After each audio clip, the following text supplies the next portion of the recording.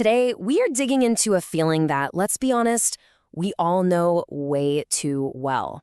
That feeling that there's just never, ever enough time. We're going to be pulling some really powerful ideas from Patrick Forsyth's book, 100 Great Time Management Ideas, to help you finally take back control of your day. So, let's start with something I like to call the tyranny of busy. You know what I'm talking about? It's that constant pressure, right? The feeling of being pulled in a million different directions all at once.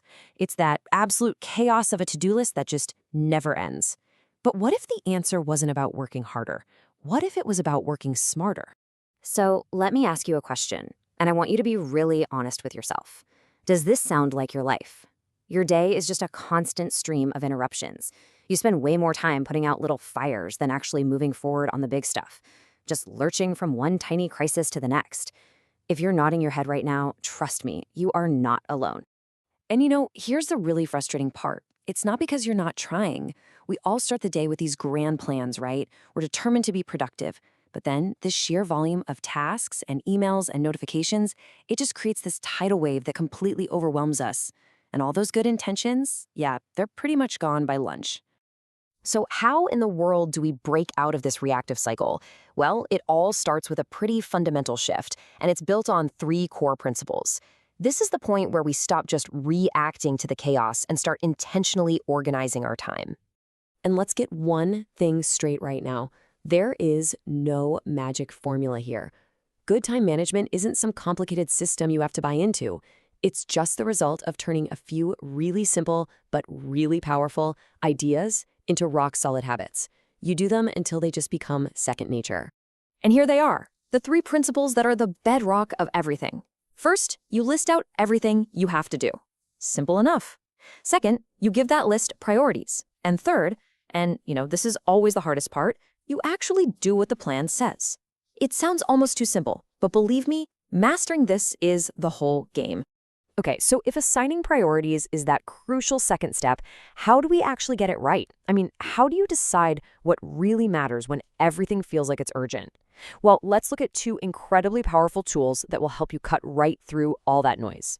First up is a concept you've probably heard of before, Pareto's Law, better known as the 80-20 rule. And this thing is powerful because it shows up absolutely everywhere. I mean, think about it. You probably wear 20% of the clothes in your closet 80% of the time. Well, the exact same thing applies to our work. Roughly 80% of our best results are going to come from just 20% of our effort. And this visual just makes it so clear, doesn't it? That little sliver of effort is what produces that massive chunk of results. So maybe 20% of your customers generate 80% of your revenue. And for what we're talking about today, 20% of your tasks will create 80% of your success. The real trick, the real key, is figuring out what's in that vital 20%. But here's the trap, and this is where our second tool comes in to save the day. See, we are hardwired as human beings to react to whatever feels urgent. The phone ringing, that little notification popping up. The problem is, the urgent is almost never the important. And confusing those two, well, that's what sends our entire day into a total tailspin. So, let's use this matrix. It brings so much clarity. If something is important and urgent, okay, you do it now, get it done.